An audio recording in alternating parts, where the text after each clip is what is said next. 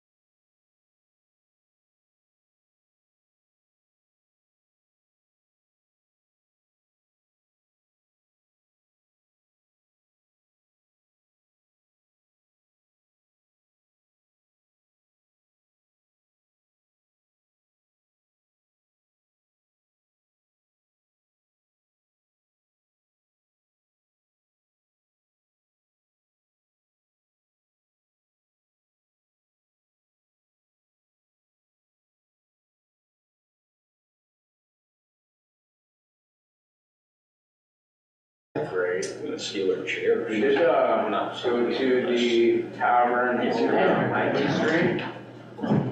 For Montpelier. Oh, for breakfast? No, for Just breakfast. in general, yeah. That one's been sad, actually. The Nineteenth Street Tavern.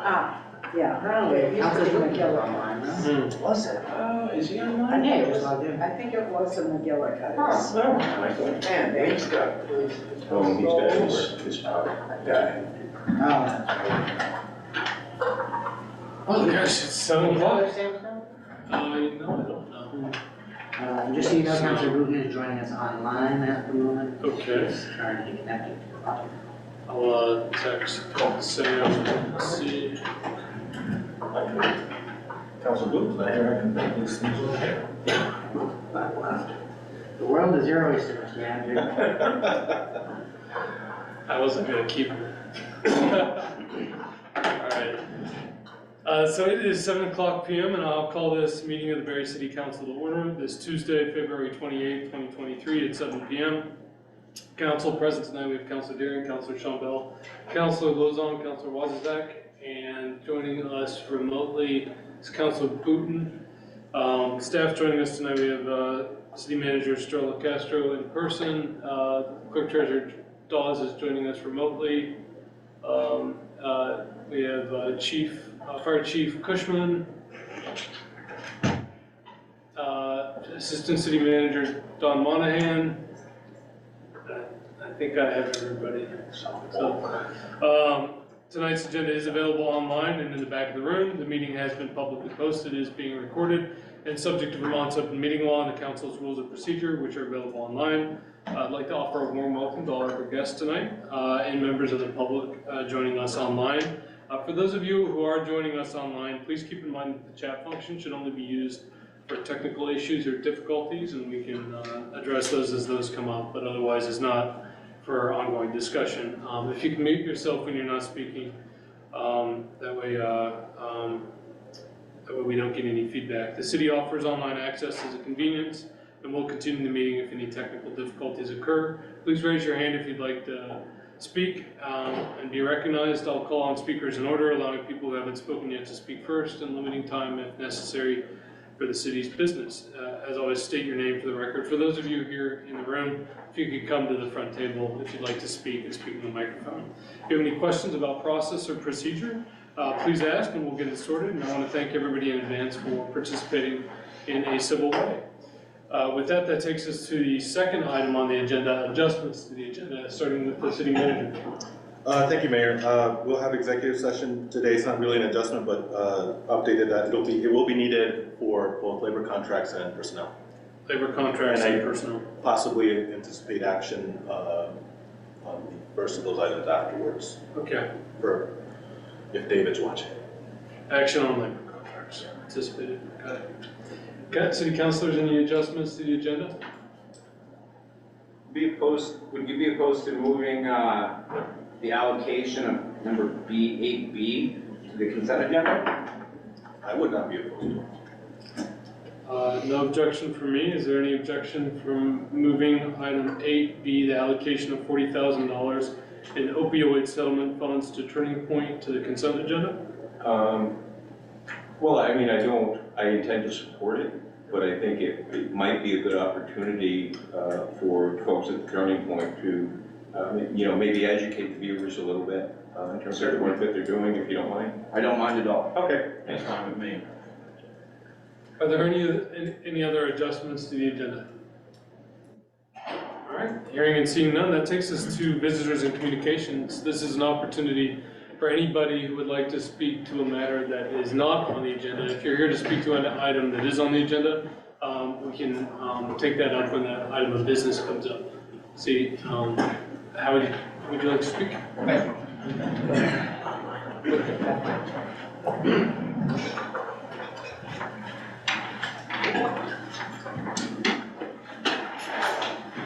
Good evening. As the city health officer, I answered directly to you folks on the city council, and it's with great remorse that I have to tell you tonight that as of today, I will no longer be acting as a city health officer, the fire marshal, or a member of the department. I want to thank you all and your predecessors for allowing me to have 25 years serving this great city in both emergency services as well as in the fire marshal's office.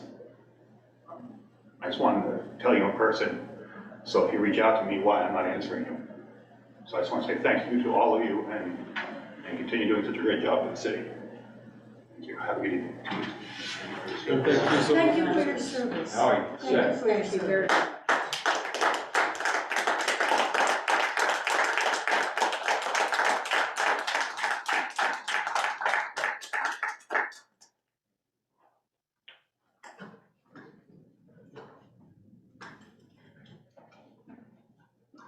For the record, City Councilor Stan Stockwell has joined the meeting, and so that's a full slate of council. Are there any other items for visitors and communication? I always struggle with that. Visitors. Burn Rose. Oh, I'm sorry. Hi, if you'd like to have Mr. Tober go first, that's fine. Go ahead. Thank you. We meet on the unceded land of the Abenaki people, Ndakina, during Black History Month.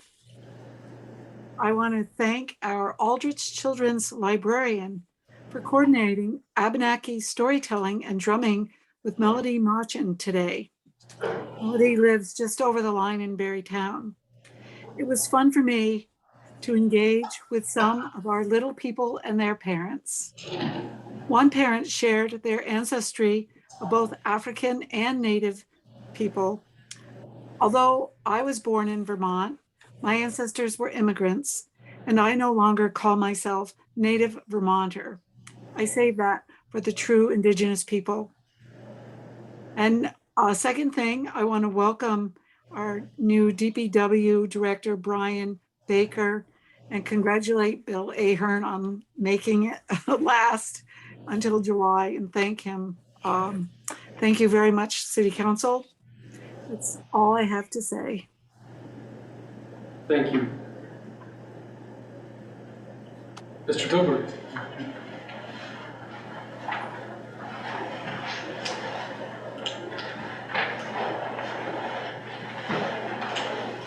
Yes, I would like to address my disappointment with the mayor's comments in the Facebook post on Saturday. For many years, most of the 20 years that I've lived in Barre, the mayor has generally been above politics. The city council has generally worked together. We have had mayors of both political parties, but generally people have worked together to do what is best for the city of Barre, not worrying about partisanship. Yet this year, I'm not sure if it was the first time, but during the January meeting of the Barre Democrats, they decided that they would endorse candidates for city council and for school board. Now, I recognize that as partisans, that people believe that it's important to do what's right for their party. And I think that the mayor's comments in terms of voicing objection to the school budget are not warranted, in that most of the items that he suggested were problematic were based on the superintendent's decision to cut various programs. I know that the two people, at least one of the people who represented, I will let Councillor Boudin speak for himself, has indicated that she will not allow the superintendent's cuts to the programs to go forward. And so if we're looking at the cuts to the programs, supporting the candidates that the mayor has suggested supporting isn't the only way to prevent those cuts. I also look at one of the individuals who is running, who during the council meeting indicated that when dealing with the Diversity and Equity Committee, said that he felt that the coverage was biased, but that he had not seen the tape in question. And I feel that it's important to make sure that whoever is representing us on the school board, in the council, has all of their facts together before they make any decisions. And so I just am hopeful that the partisanship, that people will work together for what is right for Barre rather than for what is right for their party. Thank you. Thank you for your comments, Mr. Tobert. Are there any other items for visitors and communication? All right, hearing and seeing none, that takes us to the consent agenda. We have several items on the consent agenda. We have approval of the minutes of the regular city council meeting on Tuesday, February 21st, 2023. We have approval of the city warrants from the week of March 1st, 2023. Are there any clerk's offices, licenses, and permits? Clerk does? No? And then the ratification of council's decision last week to appoint Councilor Lozon as the alternate to the Animal Control Committee. A covenant position. A covenant, it's. Thank you for your service. If appointed, so. Is there a motion to approve the consent agenda? Second. There's a motion by Councilor Wazazak, second by Councilor Stockwell. Any further discussion? Hearing and seeing none, all those in favor say aye. Aye. All those opposed? The ayes have it. Motion carries. The consent agenda is adopted. I'll sign the warrants, and the invoices will get paid. That takes us to item 5 on the agenda, the city clerk and treasurer report. Good evening. Sorry to be zooming in from the room across the hall, but I'm doing it out of an abundance of caution. So just a couple things. Continuing reminder that the ballots for the March 7th annual town meeting are available for early absentee voting. To date, 529 ballots have been issued and approximately 220 of them have been returned. Early voting is available through the close of business on Monday, March 6th, and ballots must be returned to the office by close of business on Monday or close of polls on Tuesday to be counted. The other thing that I just wanted to say is, we have been working with our representatives on bills for TIF extensions. And the manager and I are testifying before Senate Finance this coming Thursday afternoon on the TIF extension request bill, which is S94. And we'll keep you informed on how that goes. That's all I have. Thank you, Carol. Are there any questions for Clerk Treasurer Dawes? All right.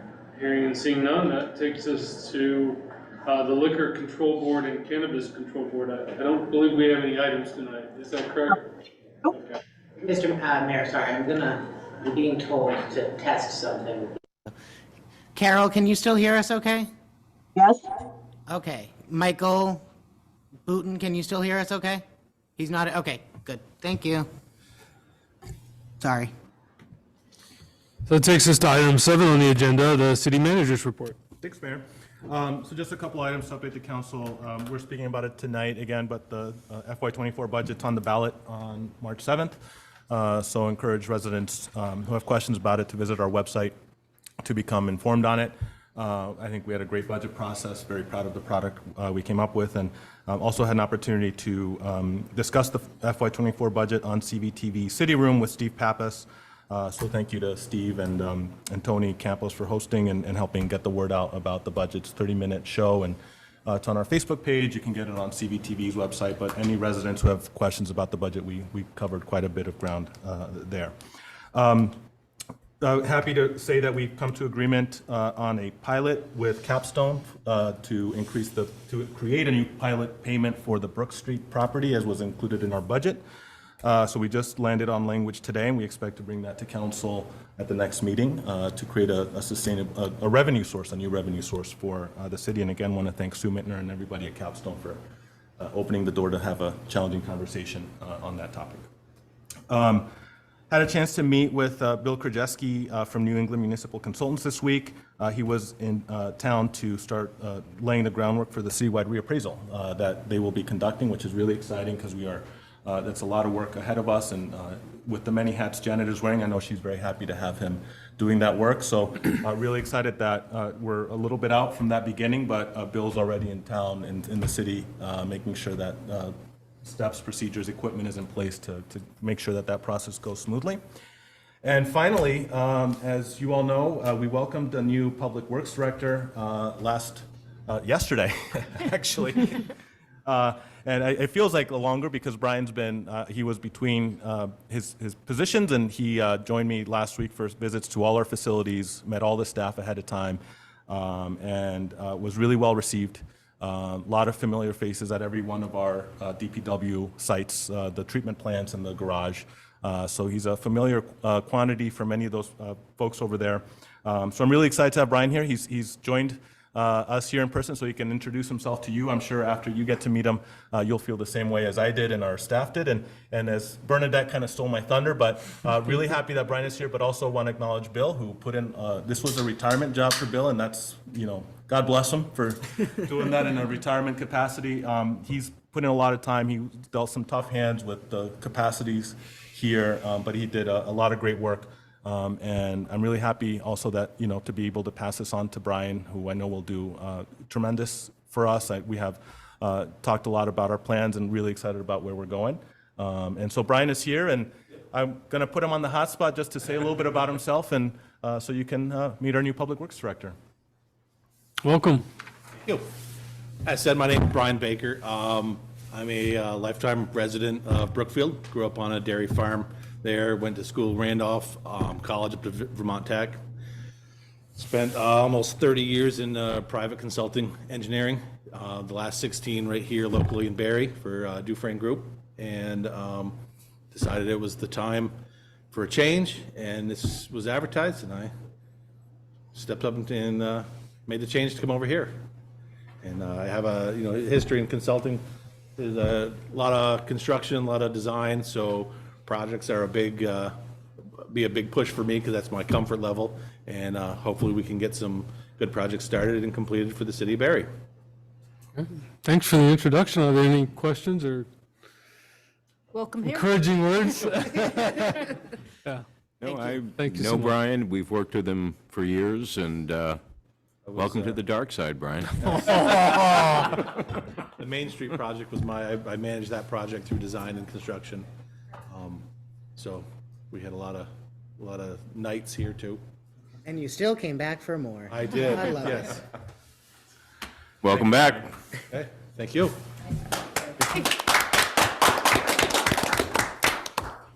Are there any questions for the city manager? I just had one question about the flow of the reappraisal, like how that's gonna roll out, and like what are they doing in terms of preliminary work? So a lot of the work that we're doing now is the IT side of it. So Okay. making sure we have their connections to their equipment, their networks, the programming, the software. So right now, it's a lot of the technical stuff.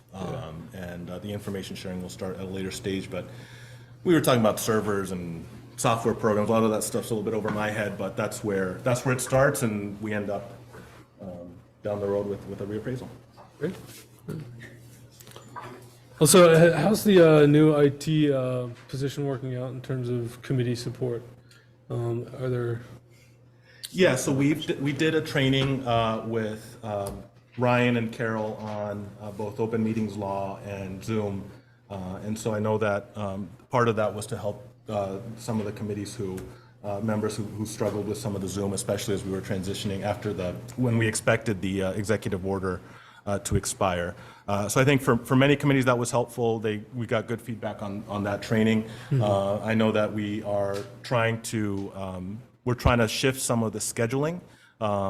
Many of the committees that had a hybrid component met here in this building overnight, and that was a challenge just for logistics of building security and safety. So we're transitioning meetings to the public safety building, which has 24/7 access, and they have a conference room.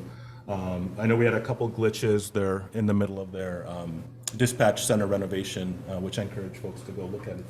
It was approved by council and really turned out terrific.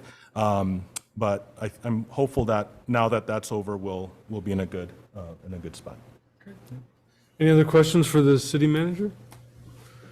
All right, hearing and seeing none, that takes us to the first item of our new business, which is a presentation on IDEAL from the State Director of Racial Equity, Susanna Davis, and Shalini. And you might have to help me out with your last name, Shalini. Is it Suryanurana? Oh, thank you so much. That was a very good attempt. Well, thanks. It's actually Surya Narayana. Surya Narayana. Yes, I've that's got it. it. Thank you. All right. So. Yes, thank you so much.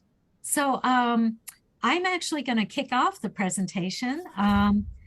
And thank you all for your interest. We really appreciate being invited to share with you. I'll just start out by telling you a little bit about myself. I am originally from Bangalore, India, and I somehow found my way to Vermont, which I'm pretty excited about that.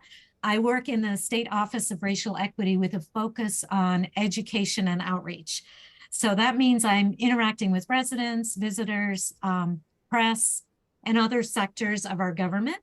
I build training curricula and liaise with communities around the state. I also help state and local leaders apply an equity lens to their work through education and close communication. So outside of the professional work, I've fallen in love with Vermont's farmers markets and general stores and all the magic of the outdoor wonderland.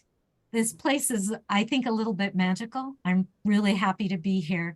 And I'm finding that I love to explore the back roads on motorcycle or take dogs out on hikes and muddy trails, snowshoe out my front door or my back door. And lastly, I just want to say I consider myself a work in progress. So if you have something you want to add during the presentation, do not hesitate. I'm always ready to learn and perpetually working at being generous and forgiving in my thinking, including when it comes to people who don't use their turn signals That's, I think, my pet peeve.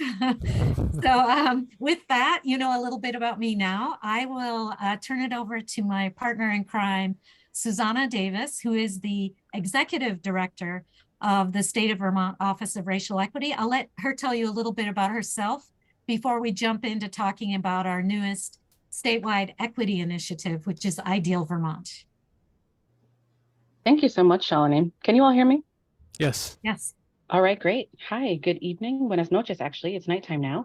I'm Susanna Davis, the Racial Equity Director for the state. I have the privilege of working with Shalini in the Agency of Administration. We also have a third staff person who is our Policy and Research Analyst. So separate and aside from the presentation we're going to give you tonight, if anybody in this room is ever interested in learning more about equity, inclusion, if you want to see research, if you want to see data, if you just kind of want to talk through an idea or a thought, please don't hesitate to reach out to us. We'll make sure that our contact information is shared with you all. I won't put it in the chat because I did hear the very thorough instructions at the beginning of the meeting. So we're going to be really brief today. We have a lot to say about this program because it excites and invigorates us, but we also want to respect the fact that you all keep a tight agenda. So I'm going to turn it back over to Shalini. She'll talk to you a little bit about the Ideal Vermont initiative, and we'll take any questions you may have. And again, we're absolutely available to you after tonight as well if any of you has additional questions or thoughts. Thank you. Thanks, Susanna. So I'm going to share my screen and use a few PowerPoint slides so that we can go pretty quickly, and that'll give you a chance to read what I'm talking about as I'm speaking. So here we go. Oh, yeah, you should be good in 1 second. Okay. All right, try it now. Yep.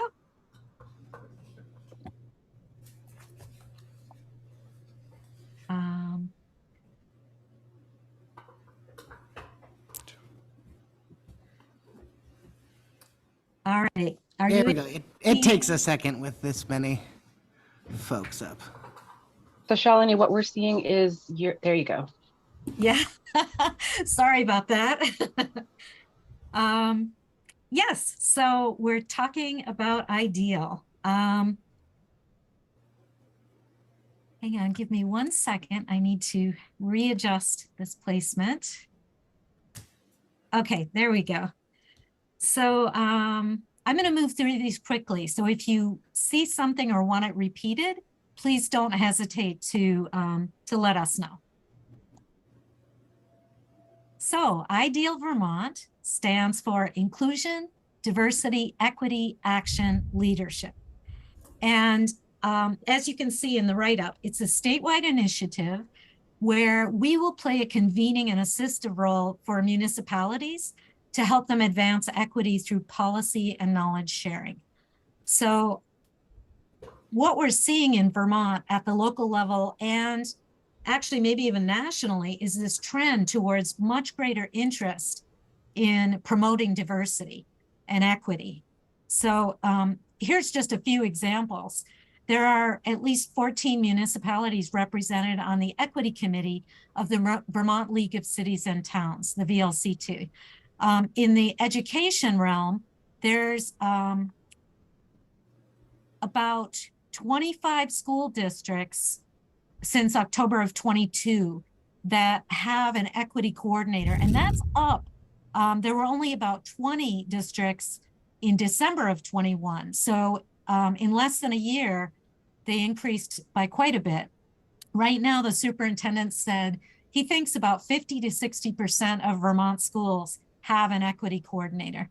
And the Declaration of Inclusion, oh, I'm sorry, this still says 73, but I just checked online and the number is up to 98 municipalities that have signed on to the Declaration of Inclusion. So that covers about 60% of the state, which is fantastic. So again, we're seeing this great trend towards an interest in equity.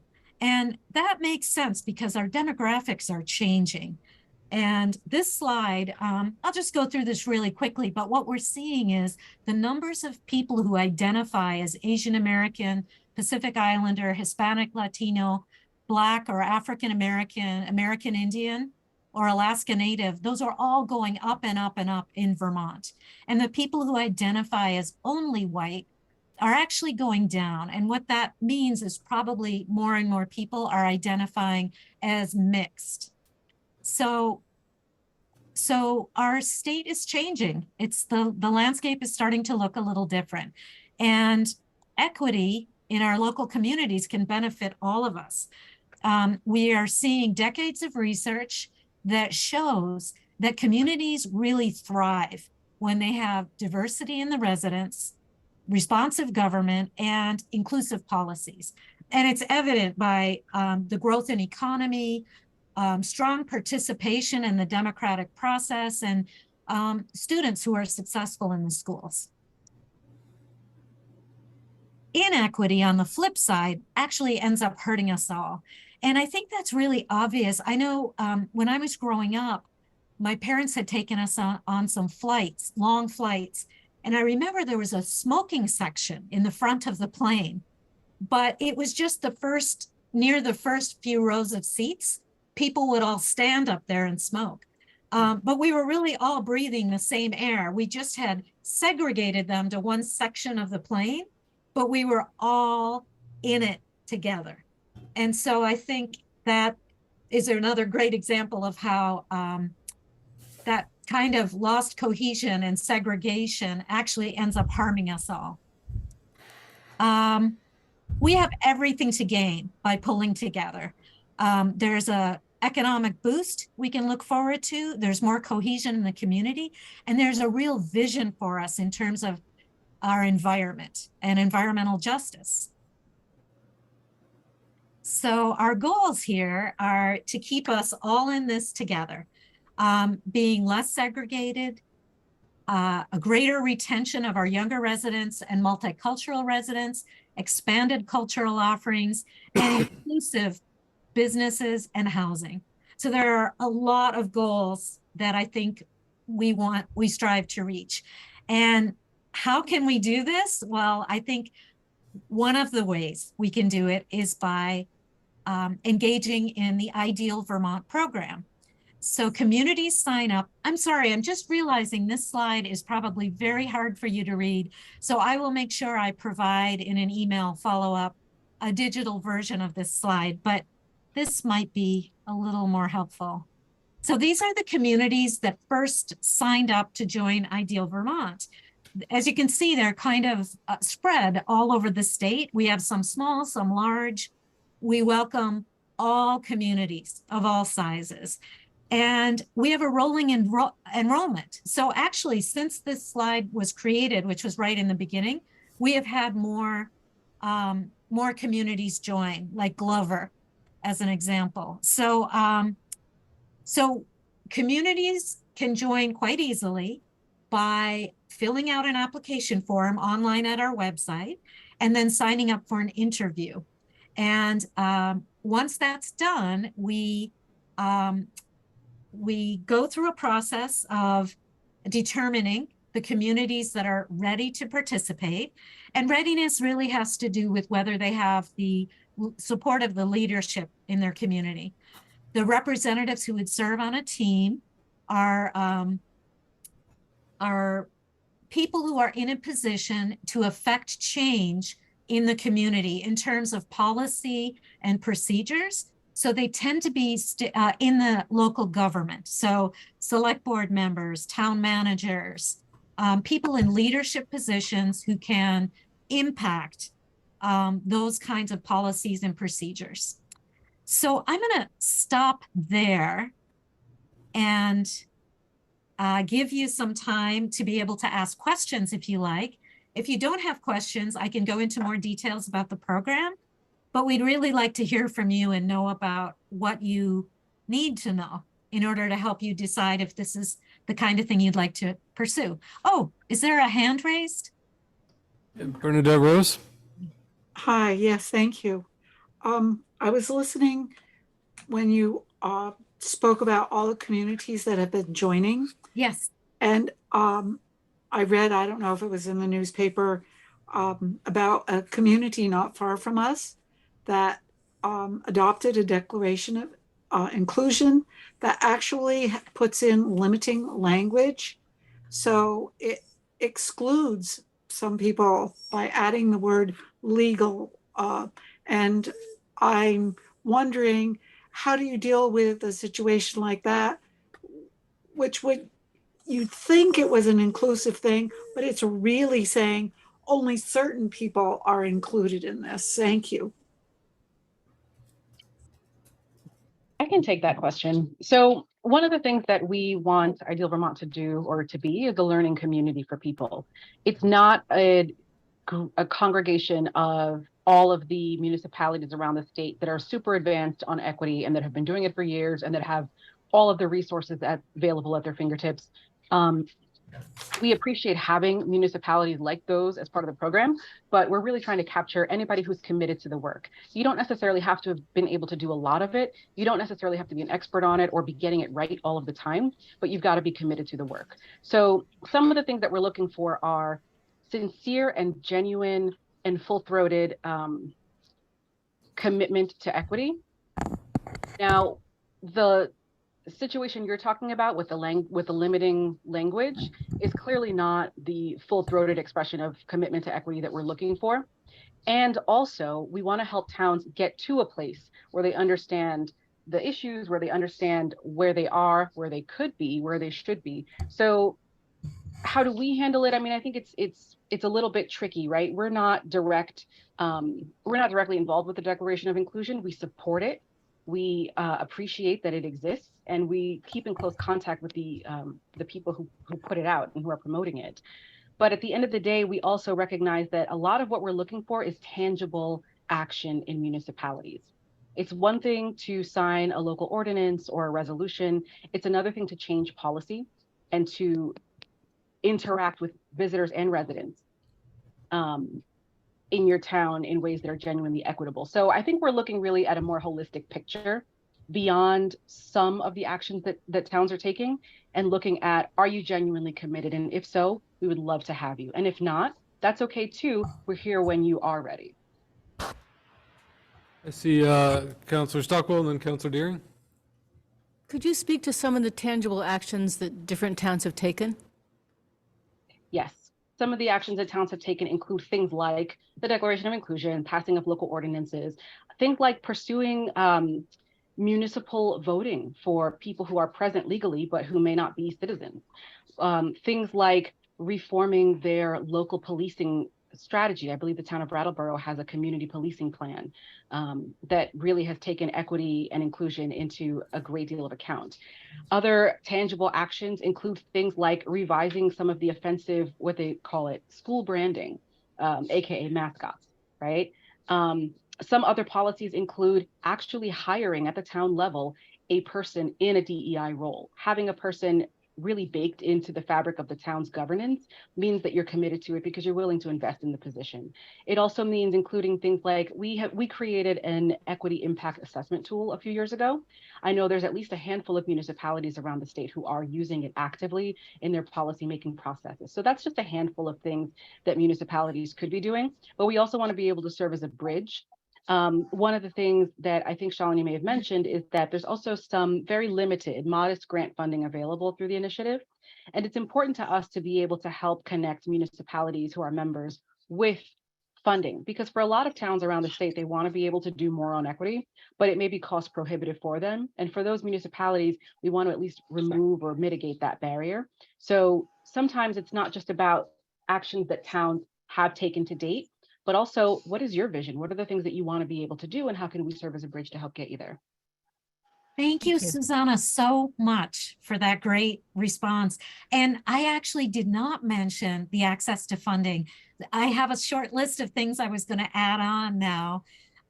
So Susanna's right. In the IDEAL program, not only is there potential access to funding, there's also the program is designed with both convenings and workshops and newsletters. So there are many different ways in which we get together and communicate with each other. There's also technical assistance from state agencies.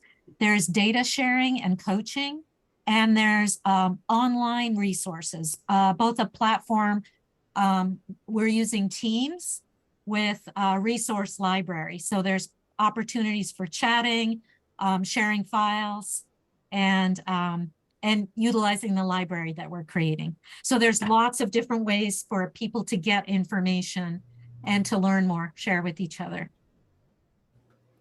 Thank you. Councillor Deering? So I'll just ask the question that probably most people don't want to ask. You know, how do we define diversity, equity, and inclusion? I mean, I would just like to know, as a general rule of thumb, how we define diversity, equity, and inclusion, just so everyone's aware. Sure. So you'll probably get a different answer based on who you ask. Generally, we utilize broadly accepted definitions as follows. Diversity. Diversity is really a numbers game, right? It's how many people are present in a space that are of different groups. And it doesn't necessarily have to be racial or ethnic. A lot of times when people talk about diversity, they immediately zoom in on race. But if we're looking at, I don't know, a select board, how many people of different gender identity groups are there present? How many people living with disabilities? What is the age range? Are we all just sort of hovering around one age cohort? So diversity really is a numbers game. It's just how many people are in the brochure photo who you can point out who are quote unquote different. Equity is the ways in which we treat people. So are we treating people in ways, are we developing policies in ways that are creating good outcomes for everybody? So equitable treatment is different than equity is different than equality. This is a much deeper dive that is worth taking the time to explain. So I won't go into the details on equity versus equality, but I will say that equity is really outcomes seeking. So we're looking at making sure that we are taking care of people and looking for their outcome. And then inclusion is when people are being meaningfully involved in processes. So a lot of times people just go for diversity. They'll say, how many brown people can we get? How many people who are on crutches? How many women can we throw into the photo so that we can look good, right? That's diversity. That is not the same thing as inclusion, because those people who are physically present may not actually be heard in the room. They may not be part of the decision-making structure. They may not actually be valued or relevant. Genuine inclusion is when people are not only present, but actually part of the process, where they have agency in helping to shape their futures. So again, very cursory and very quick simplification, but that's generally how we understand those three terms. I really appreciate that, because that brings a lot of light to my thought about diversity, equity, and inclusion, and some of the issues that we've had within our community over the last several months. So yeah, and actually, Councilmember, now that I think about it, I wish I hadn't given you that answer so quickly, because I think Shalini, in her job interview for this role, she shared a wonderful analogy with me about this. Shalini, I wonder if you could just quickly go through that one, because I really appreciate it. Clearly, it stuck with me. Yeah, sure. So that one was about looking at diversity, equity, inclusion, belonging as using the metaphor of a party. So diversity is about who's invited, and inclusion is about being asked to dance. But real belonging, full participation is when you also get to plan the party. So you get to help decide what kind of music gets played. You get to help be part of the planning. Thank you so much. So Rachel Nelson, you have your hand up? Go ahead. So you can say your name. Hey, so this is Joseph Nelson, and he actually has a question. Hi, Joseph. What do you mean by environmental justice? Good question. That's a great question. Yes. So we're talking about when we look at how things are planned in the environment, sometimes decisions are made that impact or that affect certain groups of people more than others. So one example might be if we decide, maybe we're planning where to put a dump, a garbage dump. And if we put it in one neighborhood instead of another neighborhood, it will make a difference to the people living there. So deciding on what neighborhoods will be getting the dump is part of how we figure out if it's fair the way that we're doing it. Does that make sense? Yeah. Thank you. Thanks for asking the question. Thanks, Joseph. I see Amy Galford. Do you have your hand up? I believe you're an environmental scientist too. So I am. We miss you, Shalini. She used to work in my agency. But yes. Hi, Amy. She's doing good work in central government for the state now too. So as our mailboxes and front porch forum remind us constantly these days, it's election season. So I try to think about how this might feed into some of the things about election season. So we have 3 wards in Barre. I have no idea how the wards got determined or how often those get revisited. And I'm curious whether we know anything about whether the population is still equal in the 3 wards for equal representation. Do we know anything about, are there different groups of people by age, by race, by income in the different wards? We roll out certain services according to ward.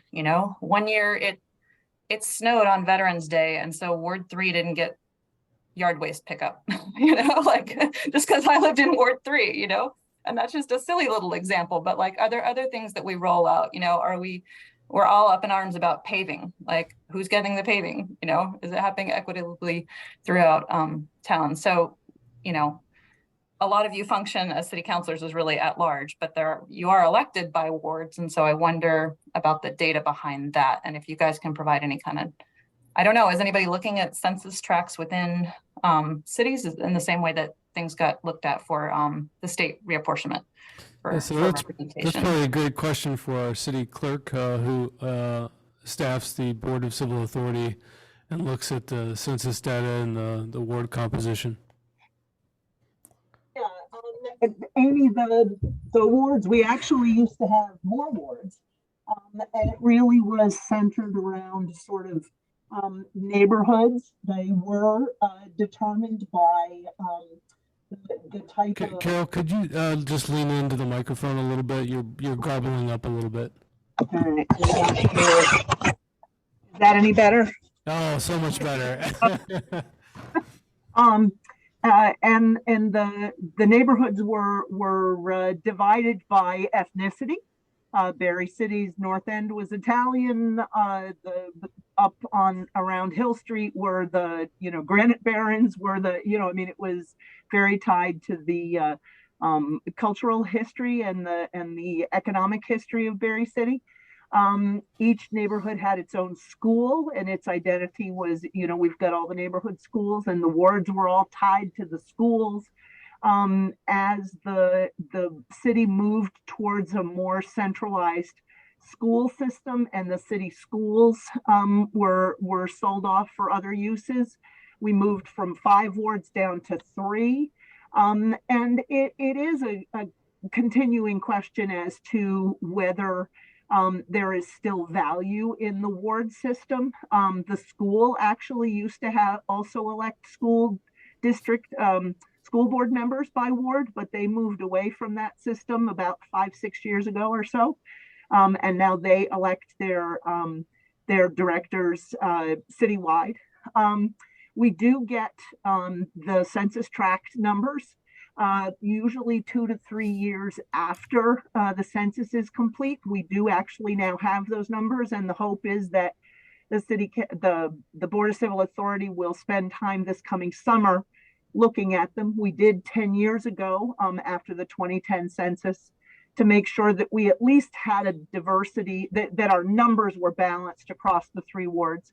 I have suggested to the board that we dive a little deeper, that we look a little more at other demographics associated with the wards. And the hope is that we'll take that journey this coming summer.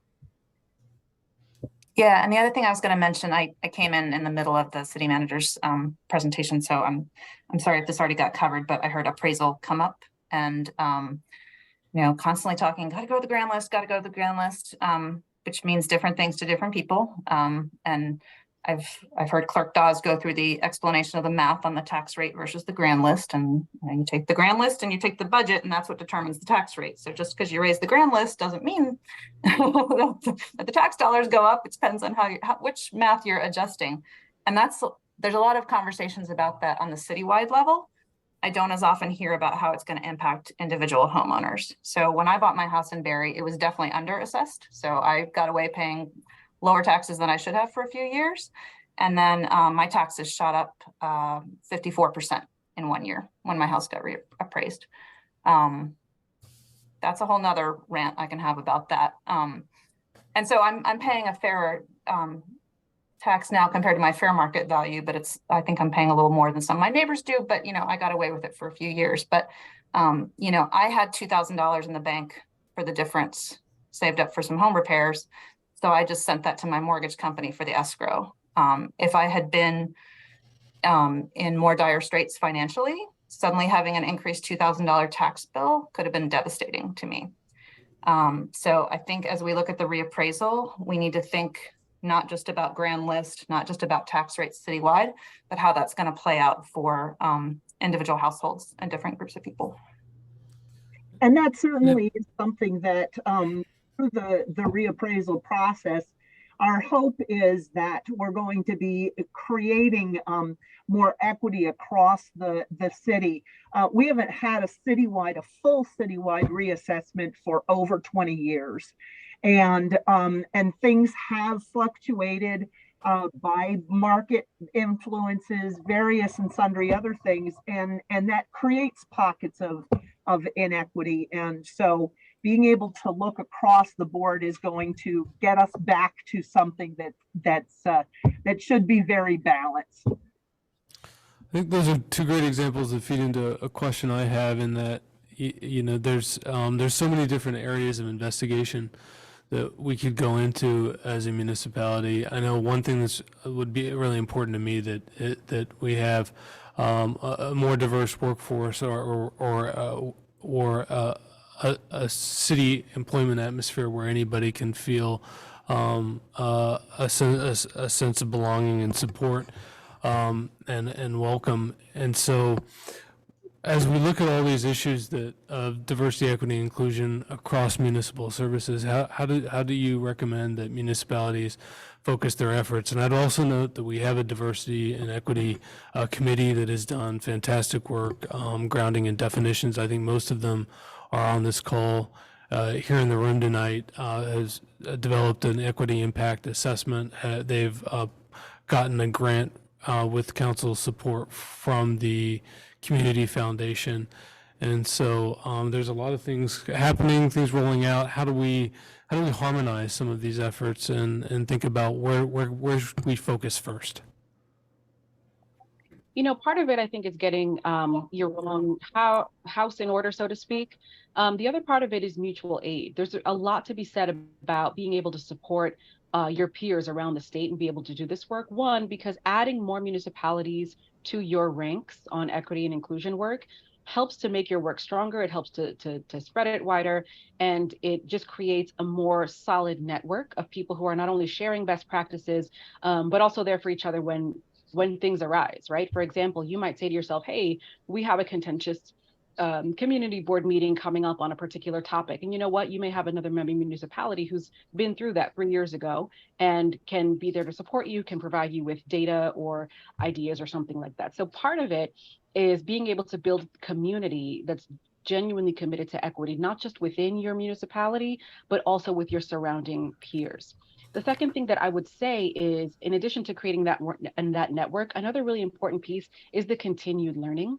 A lot of people assume that once you get it, quote unquote, that you just get it and that you don't have to continue to do the learning. And that's not true. We know that that's not true for any profession, right? Lawyers, doctors, social workers, everybody has continuing education credits because there's always new stuff to know. So similarly, I think that keeping a perspective of perpetual learning and being a perpetual student of this work is going to be really important, because it's easy for us to A, rest on our past successes and then slow down and lose steam, or B, worse, know just enough to be dangerous, but not enough to recognize how far we still have to go. So I think that part of it is creating a solid program for your continued education. It's not just about saying, hey, brown woman who's in a prominent position, can you come for 90 minutes and talk to us so that we can be inoculated against being bigots, right? It really is about doing deeper dives. And I apologize, I'm very flippant sometimes when I talk about these things, but I think you can handle it.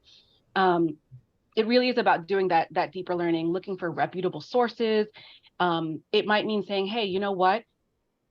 This particular, I don't know, Muhammad Khalifa just did another book about school equity in schools, right? Maybe we take that on as a group, right? You all have Aldrich nearby. I know you probably have access to the Able Library and all kinds of other resources to help you do that. Those are some of the things that we recommend.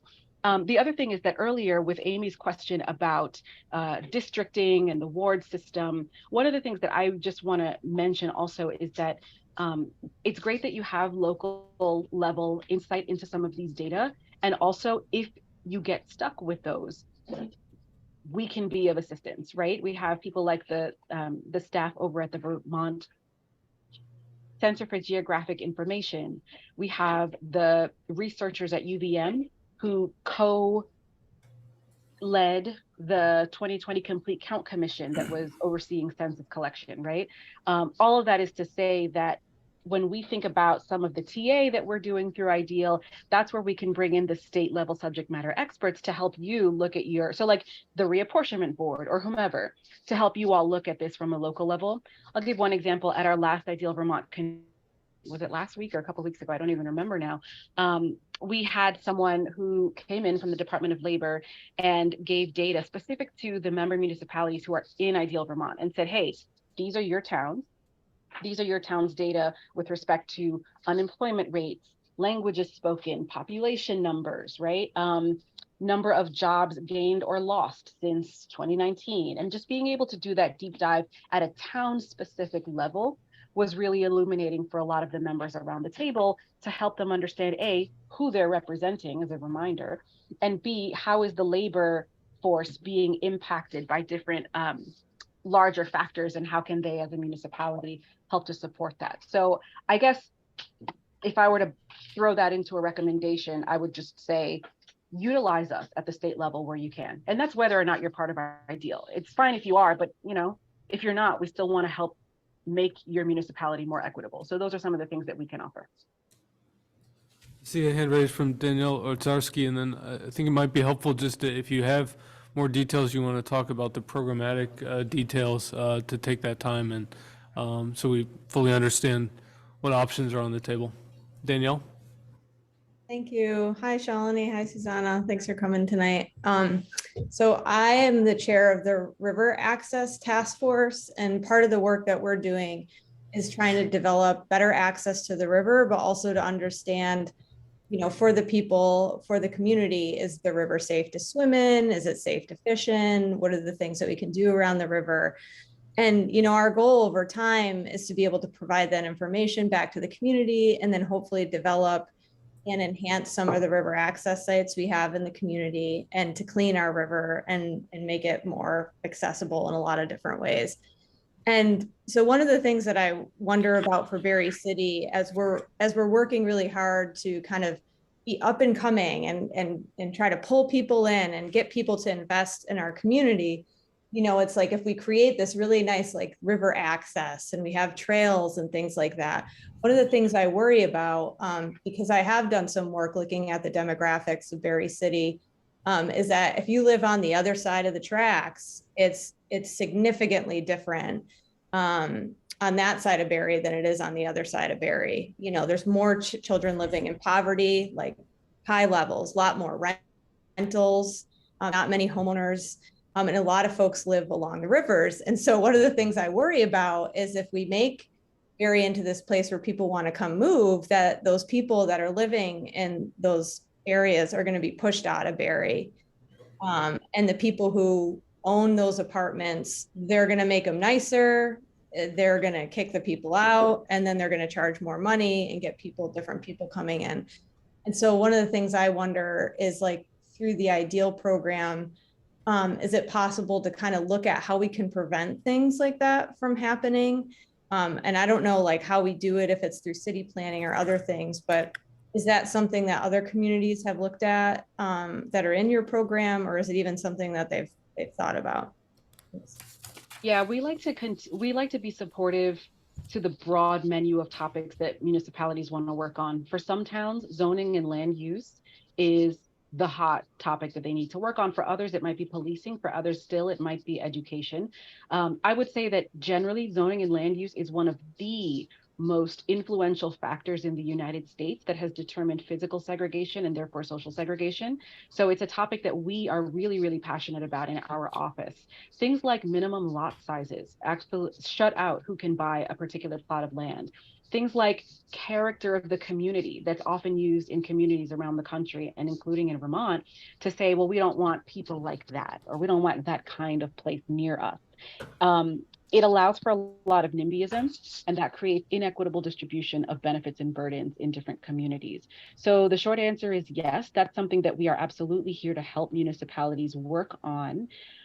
But I would say that the thing about Ideal Vermont is that we're being upfront about what we can offer, but the most important component of this is the one thing that we cannot offer, which is locals having the willpower to actually implement what it is that we're talking about and teaching about. So at the end of the day, I think that the level of courage and commitment at the town level is going to be what determines how it goes for you. What we can do is be supportive. We can be a bridge. We can provide some modest access to funding, and we can help coordinate that mutual support. Great. Thank you. And if you have more slides that you want to share about the programmatic details, can take maybe another five to 10 minutes. Thank you so much. The slides that I have would probably take another hour. Okay. They're a bit detailed. Yeah. But I would be more than happy to share information with council members or community members in more detail if anybody would like it. We also have an info packet, just a set of materials. We're happy to send over as many copies as you need as well. Mm-hmm. Is there anybody who hasn't spoken yet that would like to speak? All right. Rachel Nelson. Is it working? Yes. Oh, good. Hey, so Rachel Nelson, and I would just like to ask those who are giving us this presentation, what you might say to those who or how a community can proceed if there is a handful of outspoken or even a great deal of members of the community who refuse to believe that their community might not be equitable or that racism doesn't really exist. How do you move forward? What would you say? Yeah, so I have two answers to that, or two parts to the answer. The first one is that we spent a lot of time thinking about who was the target audience for this particular initiative. The reason that we made it town government specifically is because people in positions of municipal leadership are uniquely positioned to be able to correct a lot of the inequities we see at the local level, which means that we're working with town leadership. And sometimes that means they're going to be doing things that you have a loud, vocal, small number of people in the community who aren't okay with it. Working with town leaders, you all know, as town leaders, you're not going to be able to please everybody. And I think on Tuesday, you all are going to be reminded of that. So part of it is understanding who are the decision makers, and what exactly is that we're trying to get done. If there are some folks who can't get on board with something that actually that benefits everybody, whether or not they choose to admit it, then I am just so sorry for those people. The second part of my answer is on our website, we have a page about Ideal Vermont, and in it, there's a readiness quiz. If you go through the readiness quiz, just click through, it'll ask you, is your town ready to do this? Is your legislative body ready to do this? The first, I think, 3 questions relate to readiness and community building and coalition building. And if you answer no to any of those, what it will do is it will provide you with a link to a resource. I think there are 3 different ones in there about how you continue to do that coalition building so that you can build up that support. So in terms of next steps, thinking about if Barre City should engage, Manager Shirley Castro, did you have any thoughts on from the administration's perspective on this? No, I mean, I think this is really informative, terrific, a sense of the resources that are available. I know that I joined with Joe Ellen and maybe some others back in October on maybe an introductory call or a webinar that You remember. that Susanna, you did, yeah. And so I think just hearing now that this gives us some path forwards on what's possible here and what there's lots of resources obviously that we need to investigate further, but sounds like great. We don't have to reinvent the wheel. It sounds like there's been a lot of work done by both of you to really help people, municipalities, take the next step with adequate support and resources. I want to thank Councilor Lozon for bringing this to council's attention and bringing the brochure at the. I know it's been promoted by the governor's office, and did you have anything that you wanted to, or add any questions or follow up? No. When I'm quiet, it's because I'm trying to learn. So I appreciate everything that's been said here tonight, and yeah, there's a lot to think about. But I'm hopeful that, I'm hopeful that our Diversity and Equity Committee moves forward with membership.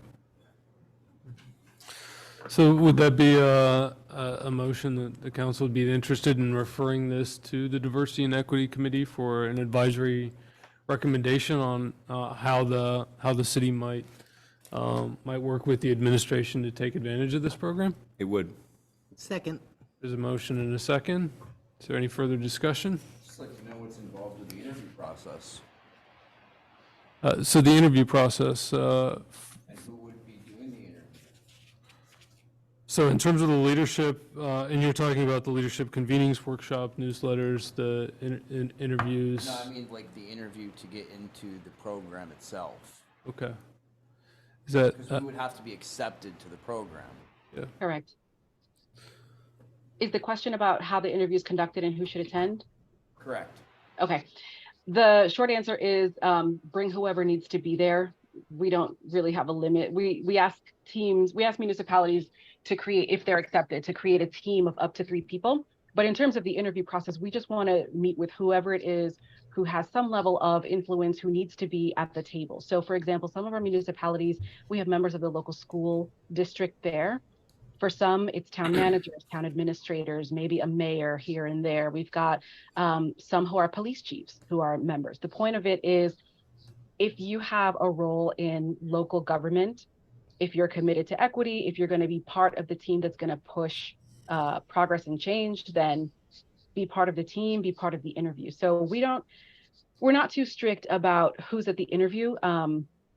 What we do want to communicate when you're in the interview is what are the expectations, what's the level of commitment, and just make sure that you all understand this is not one of those sign your name once and never look at it again things. It's not a check the box exercise. So if I'm hearing you correctly, there can be multiple participants on behalf of the city attending the interview. Yes, we welcome that. So my thought, Mayor, would be that we allow the Diversity and Equity Committee to perhaps identify participants as part of their process. Great recommendation. I take that as a friendly amendment, I assume, for the seconder. Would anyone from the D&E committee wish to speak to council's action? Are you okay with us? Or do you welcome the opportunity for this to be referred to the committee? I see 1 thumbs up here in the room, so great. Speak now or?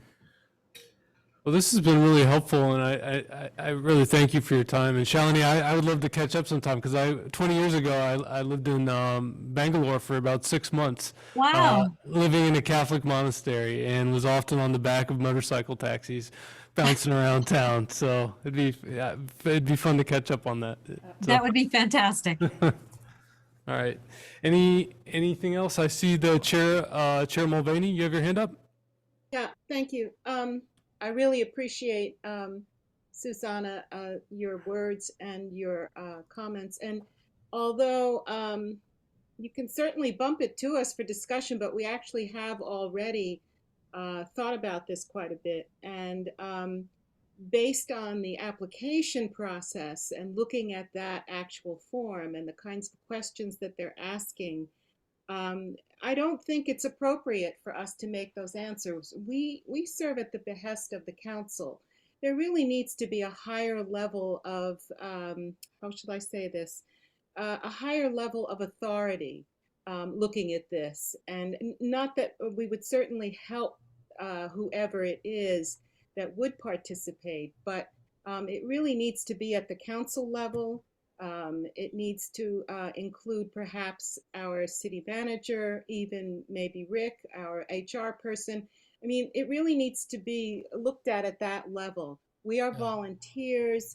We're not paid. The city really needs to think about this in terms of the resources that it would apply to this process. And yeah, and absolutely, Chair Mulvaney, if I could jump in, my point in recommending that it be referred to the committee is to make sure that we're getting the advisory opinion and input from the committee, but that it would come back to council, and that there'd be that level of partnership and on this matter, but not just to move forward without the D&E committee. No, I totally agree with you. And one of the things perhaps we can do is actually fill out the form from our perspective and pass it on to you to take a look at.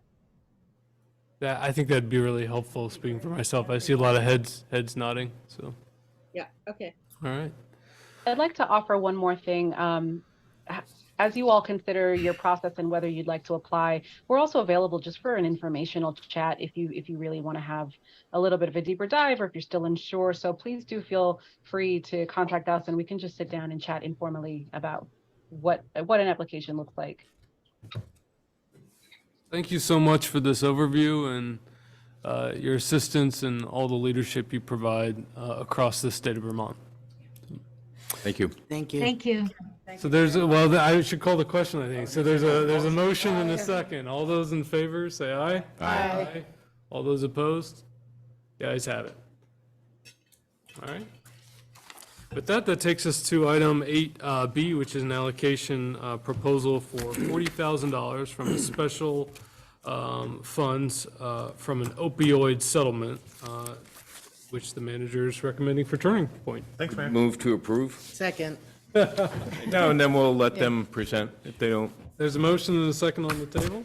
And manager, if you'd like to introduce it, and then we can have Bob and Chip talk.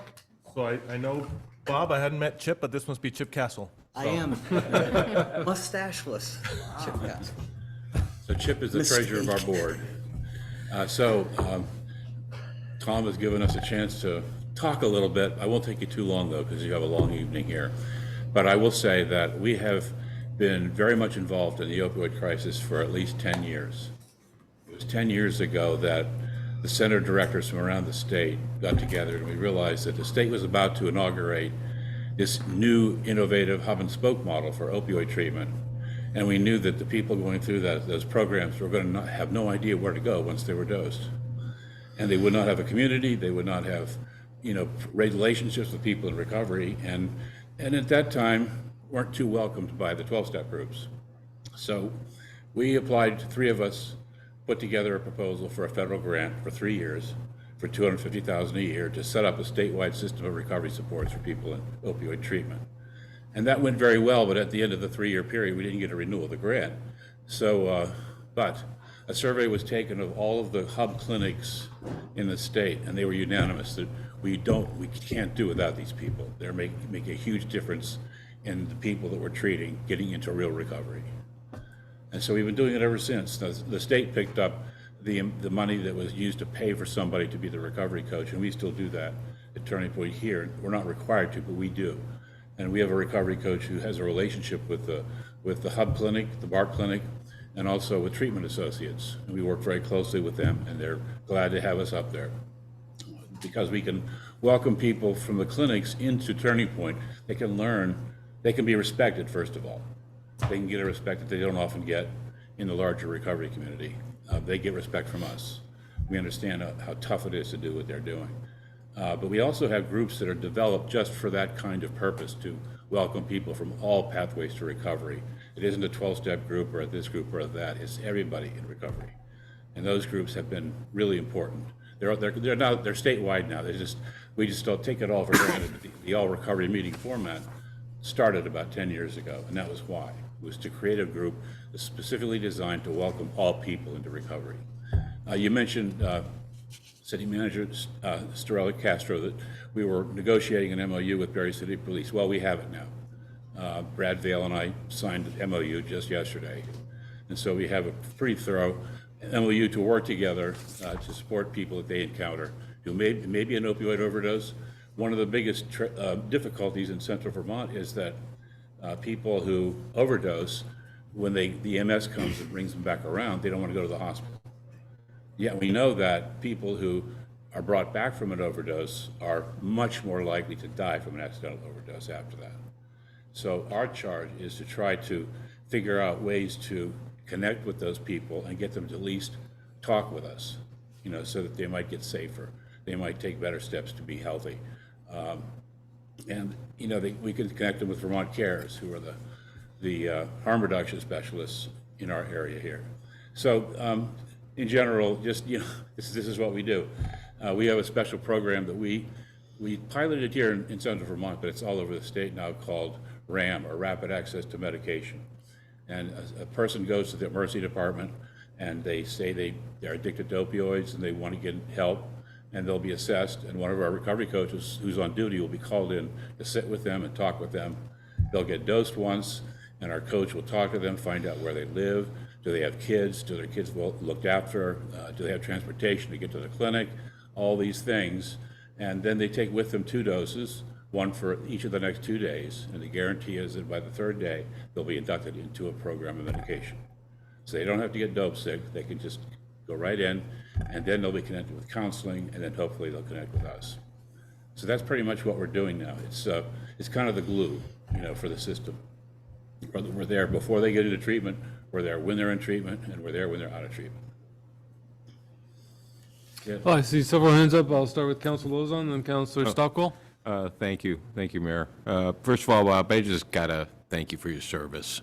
It is hard work, and you're just incredibly dedicated, and we're fortunate here to have someone like you who doesn't give up, because it's hard, heartbreaking work, and you do it well. The ones who have the disease, opioid use disorder, the ones that don't give up, those are the ones that we tell them, look, you don't fail if you have a return to use.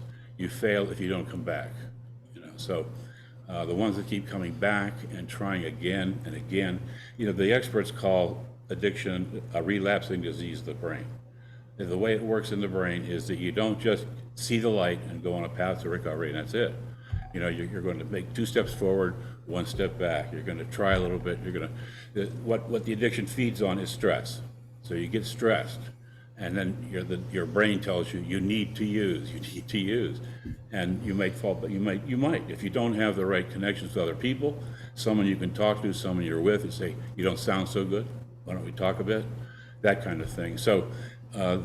But these people are amazing, the ones who stick it out. And we do have people that do stick it out, and that's reward enough. So I was sincere in my praise, but I actually did have a question. Oh, sorry. Could you just a little version about the center and the proposed funding? Okay, just, give us the 30,000 square foot view of what you're planning to do. You're familiar, you've been to our place, so you know. I have. And it's even worse now than it was. Yeah, it's underwhelming. Thank you. We have 8 on staff now, we're about to add 3 more, and we have like 5 desks in the front room where there shouldn't be a desk. And then there's a pool room where there's a couch and another couple of desks, and it's not in very good shape. So it's been about better than 4 years now that I started thinking, you know, we really have to get out of here. And that's when I started working with Eileen Peltier at Down Street. And she worked with me and it was wonderful. Our board wasn't ready for your building, Tom. And so we had to fall back and do The some health, work. the health and wellness clinic is using it well, so it's all good. I know it is, and I've been there, and it's great. And so is Vermont Cares is in there too. But it was important that our board had some training, and we got some training from a consultant, and now our board is really on board. We found this house that Chip knew so well from his life, and it's, you know, it's been everything. It was built in 1845. To me, what I love about this building is that it's a beautifully simple building. You know, it's old, it's beautiful, and I don't want anything ostentatious or fancy looking. I want the simple straight lines that it has as a, you know, Dutch revival or a Greek revival cottage style. And we have a historical consultant who worked with us on the design, and the state SHPO has approved it, and so they're on board with it 100%. We got some stuff inside the building that's still original that we're going to save. And we're going to do everything they ask us to do. And they're also going to put an addition on the back. Whole idea here is that you know, the recovery community in Central Vermont has been falling apart for years.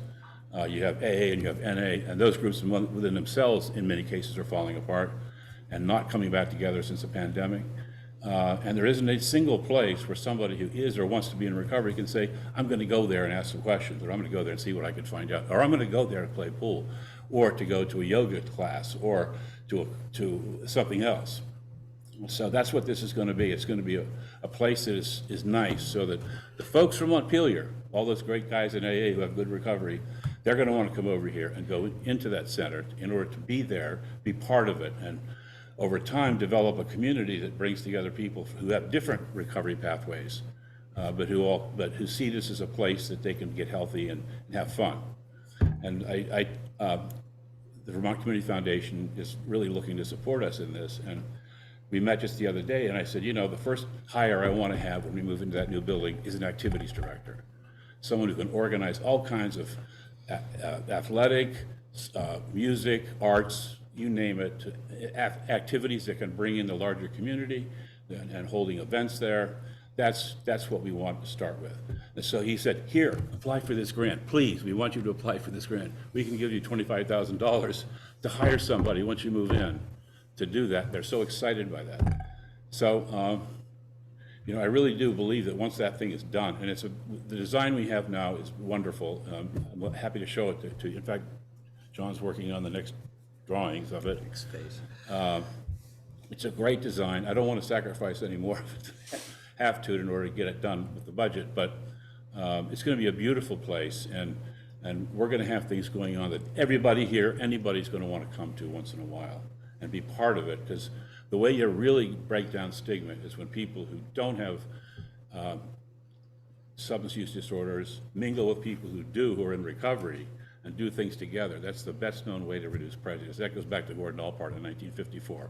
You reduce prejudice by bringing together people who don't have the whatever it is, and those who do, to work collaboratively towards a common goal. That by the nature of it. And if you talk to the doctors at the emergency department here, they'll tell you that. They have a 5-minute video they made of our program in which they talk about how our coaches up there have changed how their doctors think about the people that come in, as well as the nurses, just by being there and doing what they do. Nobody teaches anybody, they just do what they do. So that's my goal for the center. Councilor Stockwell, and then I'll do Raylan Munier, and then Councilor Booton. Do you feel that we have enough treatment resources for people so that if you do have that person, there is a place for them to go at the end of the 3 days? Well, the treatment programs are reasonably well funded. Now, we have the Barre Clinic, which is partners with Central Vermont Substance Use Services to provide a program called Center for Vermont Addiction Medicine. And then we have Treatment Associates in Montpelier. They're pretty well funded, and the healthcare system pays for a lot of that. But treatment, the thing is that treatment is a short-lived episode. It takes 5 years by the research to get into long-term recovery, meaning you have to be at it for 5 years, taking your actions and doing the things you need to do for 5 years before you have an 85% chance of remaining sober for the rest of your life. So we're the folks who are there before they go to treatment, and we're there when they're in treatment, and we're there after they get out of treatment. So we're the ones who are there when they go through all the changes in their life in recovery, the first birthday, the first anniversary, a childbirth, you name it. These are all episodes in a person's life, and we're there to support them when they go through those things. So that's why, I mean, we're the least well-funded part of the system. But we actually, you know, I think we have an outsized impact on what happens. Raylene Munir. Hi, thank you. I just wanted to say thank you to Bob for his continued efforts to educate our community. As a mother to an addict, he and his in the I don't know, the center there has been a huge part of my life and my son's life for several years now, and I can't imagine not having them there. And I just wanted to thank him and for his continued efforts, and I'm looking forward to this move, and I hope that it brings great things to all of us because we need his help desperately. Thank you. We're in the process of setting up a family group, a group for families of people who have sons, daughters, family members who have addiction. So keep an ear out. You'll be I welcome. definitely will. Thank you. Thank you, Raylene. Councilor Booton? Yeah, anytime I see Bob in the room, I have to say he's amazing. That's all. You have to say, we didn't catch that. You have to say what? Anytime I see Bob in the room, I have to let him know that he's amazing. He's amazing, yeah. I've known him for almost a decade now. Yeah. And it's just amazing. That's all. Thank you, Councilor Booton. Councilor. Oh, no, I saw Mel's hand go up. I didn't. Oh. Yeah, I just want to reiterate what everybody else is saying. I'm struck by how much heart you bring to this table to make sure that this is going to happen, because the need is so great. And I don't even know how big the need is, like Yeah. you folks do. But from everything I see, read, it's unfathomable. So I'm grateful that you're coming to the community or remaining in the community to make this happen. Thank you. You know, but we have an amazing team. I'm a paper pusher now. They're the ones who do all the work and make it worthwhile. But it is terrifically rewarding. I mean, you have to learn early on that you cannot change another person's life. You can't change another person. And what we learn in our training is that the person has all the answers they need inside them. Your job is to ask the right questions to help them get it out and think about it and to make decisions for their own life, to chart their own life and gain agency over their own life. And so it's, you know, we're powerless, really. You know, all we can do is ask good questions, but when it happens, it's amazing. It's amazingly rewarding. So Bob, to get this, and then I'll call in Councilor Deary, and then I see Bernadette Rose. To get this across the finish line, do you still have some funding gap and an opportunity to make that pitch for that? Yeah, we originally applied for a $50,000 ARPA grant. Yeah.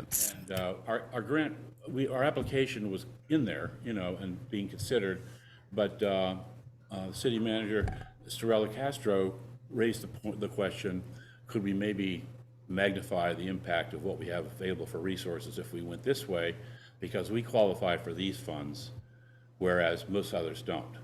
And the money that's in the ARPA grant funds could grant any number of different kinds of programs. So the 40,000 is less than we asked for, but it's also more than nothing. Mm-hmm. And we weren't guaranteed to get an ARPA grant, but I do think it's worthwhile that we're able to get funding that helps us get over the finish line. We're not there yet, but we're going to get there. And somebody else could maybe then benefit from the money that's still left there. I see a quick follow-up. Yeah, no, and that's exactly right. And I would just add, and it was in my memo too, that we're going to get more opioid settlement funding. So we're keeping a small balance just because there may be an emergency need, but certainly will be council's discretion as we get more opioid funding to allocate that to Turning Point. Of course, council could also still allocate the balance of the 10,000 from ARPA. So absolutely, you know, I think that probably the opioid continues to be the best funding source, especially as it keeps coming in. It's going to be going Yeah, ongoing. exactly. The, So certainly not, hopefully, it may not be the last conversation on it. We certainly may be able to fulfill that full. So basically, we get down to the last 40,000, and then that's when we can go back and say it's time for the money, right? Right. So but that's fine. But I think, we're working on the budget now, and we think that that budget that we've been working on is higher than it's going to be. I mean, we've identified some cost-saving measures that don't mean cutting anything out of the program, and construction costs, you can tell better, Tom, but construction has softened a bit. Commercial construction, costs of goods has, supply chains have improved, and I think we should be getting back towards the budget we originally had, which was more like 2.6 to 2.7. And we're not that far away from there, and we are going to get money from the Community Foundation. They've been holding our hand for the last 2 years. They really want to help us out there, and I think we're competitive on the outstanding grants we have. So, but the bottom line is, I can't retire till it's done. No, I'm committed to staying there until we're settled into the new building and everything is smooth, and then I can talk about. Then they can kick me out. Kicking is great. I see Councilor Deering, Bernadette Rose, Connie Godin, and then another Mel Chambel and Chip Castle. Did you have something you wanted to? I just had a quick add on here. We brought in a contractor that I had with the Housing Authority for years and years and years, knows his stuff.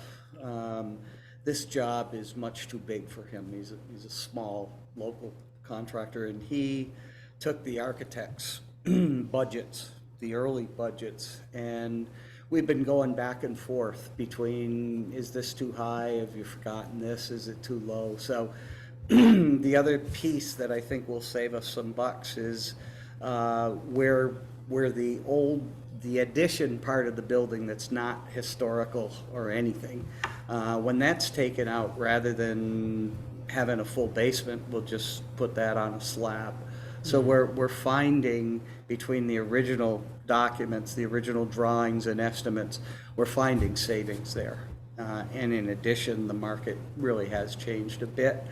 Hope it keeps changing that way. Councilor Deering? I just wanted to thank you guys for the services that you guys provide to the community. As somebody who has struggled with addiction and has also dealt with a lot of individuals who struggle with addiction, the message that you put across today is very important, and I think that we as a city government need to really take that at full value, and that the work that you guys are doing is just priceless, and the lives that you guys are saving is priceless as well. And I just can't help but thank you guys tremendously for everything that you do for this community in Central Vermont. Because without you guys, there wouldn't be the recovery coaches. There wouldn't be people that people can go to instead of wanting to use, that they have avenues to go to. So really, from the bottom of my heart, thank you so much for everything that you guys do. Thank you. And I have to say that Barre City has supported us in the past. They sponsored us for a community development grant, and now this potentially, that the support of the city is incredibly important. It sends an incredible message to the community that, we support efforts for people who have a treatable illness to get healthy and be part of the community. I mean, that's a huge message. So, thank you. Bernadette Rose? Thank you. Chip, my question's for you. Can you hear me okay? I can, yes. Thanks. So, that, of course, that Tilden House is right next door. And it's been brought to my attention when I was chair of the ADA committee, that Tilden House has currently been using the new recovery house backyard for parking. It's how people get into their maintenance garage. And have you thought about how are you going to be able to be good neighbors with Tilden House, and Tilden House can be good neighbors with you? That's a good question. We plan on talking to the Housing Authority, obviously. There's the owner of the building has rented out parking spaces to residents of Tilden House for years and years. Housing Authority has always had an agreement with the owner so that his trash goes with our trash, and so Casella can get in there, you know, so there's a space like that. So I don't think it'll be a huge jump to be good neighbors. At the same time, if you look at the building now, that's where people go to smoke, you know, because we have no smoking in public housing. And you know, one of the big reasons we're doing this is kind of like in the ideal presentation here, the stigma that's involved for people in addiction, you know, down at the end of town. That tells you what we think of addiction with people. You know, come to this dive and, you know, have the rats in the ceiling and the stuff in the basement that nobody wants to see, you know. Things we've had Yeah. in the last year. We want this place to be nice, and it has to be done that way. So we will talk with our neighbors, and there's probably some things that the Housing Authority would collaborate on too. We're gonna need maintenance on our building, you know, and cleaning and stuff like that. So I don't know if that answered your question, but yes, we're on that. Thank you. I was just asked about it and wanted to make sure that we were just thinking about how do we forge a positive relationship going forward. And I knew you were the guy to ask. Thanks, Chip. There will be a number of residents, not only in the Tilden House, but in public housing that will use these services, and some that already are. Yeah. I just want to say that that our approach to dealing with people from Tilden House is going to be just respectful. You know, we're respectful to everybody, and then people are generally respectful back. So we understand that they've developed patterns and habits of using that, Yes. but and that's going to change. But we don't have to be mean in how we do it. You know, we can be friendly. We can invite them in for a cup of coffee. You know, and see where it goes from there. And Connie, maybe- I see. Did you have a follow-up, Bern? Yeah, thank you. I was just going to say that maybe one of the things, because the parking is really a big issue that came up, and having access when people are being picked up and dropped off is just a real conversation, and maybe including somebody with zoning or looking, is there another lot really close by that might have some available parking that's not being used, so that people who will be losing access to certain services that they have because that lot is being used differently. Maybe there's another spot close by that we can look at, and the city can help participate in developing that. Thank you. Okay. I see, Connie, you had lowered your hands, and then Mel, and then hopefully we can maybe wrap this up and make a motion. So Connie, it looks like you lowered your hand. Mel, you were up? I was just getting back to the money part. I remember the original ask was 50, and it's sounding like we can look at the ARPA thing. Just as a curiosity, can we do them both? So like the 50 plus? It absolutely is an option for council to do that. So there's a couple ways to go about it. We are getting opioid funding on a pretty, I would say, unpredictable rate. So Carol's the keeper of this, and she's been sort of keeping track of when they said they were going to send money, and they're sending it actually a little bit faster. So what I would propose is that when we have a little bit of a larger buffer built up, that the council come back and consider allocating the last 10,000, which we may have it before long here anyway, based on how the opioid settlement funds are coming in. Until that point, Turning Point knows that they have 40,000 in the bank for when they're at that point. But I see no reason why we couldn't get to the full 50 with the opioid settlement and leave ARPA for other eligible applicants. I think that's a good plan. The opioid settlement funds are a bit unpredictable right now, but the smoke is going to clear. And, you know, I could even see the city in a position where we could offer, you know, greater assistance once the settlement fund is more predictable than it is now. We may be in a position to help even more. And I suspect probably we'll know a lot more within about 9 months, 9 to 12 months. Council Bowden, you had your hand raised and lowered. It's like Yeah, I mean, part of the reason why was going to ask about the drug forfeiture fund, and I didn't know if we had already allocated those. the drug. That was, yeah, if you just asked about civil forfeiture, Michael, that's partially what's being used to pay for the body cams. Yes. All right, so we have a motion and a second to approve this $40,000. Is any further discussion? At hearing and seeing none, all those in favor say aye. Aye. All those opposed? The ayes have it. Thank you so much. Thank you so much. I'd also like to give my testimony for your new police chief. He's a great guy. I've had many meetings with him now, and we're gonna be working together, and it's gonna be great, I think. Yeah. Thanks, Bob. Thank you, Bob. Thanks, Chip. Thank you so much. Thank you very much. Looking good without your mustache, too. Yeah, so. it's a mistake. It's like, I don't know. Good is up to interpretation. All right, so that takes us to 24 budget recap in preparation for our legal action that we have to hold for the town meeting. Thank you. And Councilor Wozniak, I have a PowerPoint. Thank you, Chip. Thank you.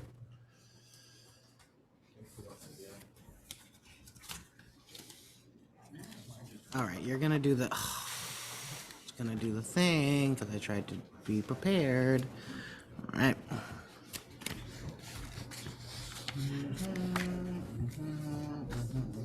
All right. Wait. There. And, all right. We're good. Okay, so thank you, Councilor Wozniak, and thank you, Council. So we have, I wanted to have a last opportunity here before town meeting day when voters head to the ballot, to vote, or if they may be considering their votes here between now and then, to have some more information about the FY24 budget that we're asking them to approve. So on slide 2, you'll see what we are asking them to approve for us. And on Article 1, and that is a 4.03% increase in expenses and a 4.89% projected tax rate increase. And I know, Council, you've heard it from me multiple times, but that's projected because it's the tax rate won't be lodged, it won't be set until the grand list is lodged. Just want to say the 4.03% increase, I think, was in many ways miraculous. You have there some of the guardrails that are used often to compare budget growth to, and we're looking at inflation of 7.1% and Social Security benefits increase of 8.7%. We're roughly at half of what expenses are going up for the indicators that we've normally used. We are impacted by inflation. The city purchases gas, we're fuel, we buy equipment, supplies. So inflation does impact the city the way it impacts many households. So I think that's why I'm very proud that we got to 4.03%. It was a challenging process, but I think we were able to do so in a way that protected key services. And sorry to interrupt. Folks online, are you seeing the slide that says 4.03 increases in expenses? Carol or Michael, could you just give me some? Nope. No. No? All right. Interesting, because You it's might have showing to up. Click the enable editing. No, because it's showing up. It's sharing accurately from my laptop, but it's on a lag, and it unlagged itself for Susanna, but it's not seeming to unlag here. So I'm just going to stop the share. Could go to the packet on the website, maybe. Yeah, that's not a bad. Yeah. Okay. Great. That's interesting. Ryan said he saw the correct slide. Yeah. From current slide.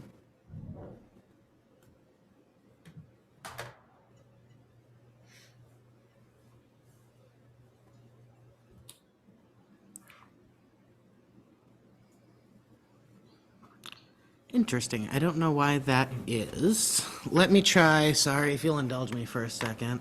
Oh, there we go. Yeah, because I stopped sharing. That's why. There we go. Make sure the screen you are viewing in the speaker. Yeah. Yep.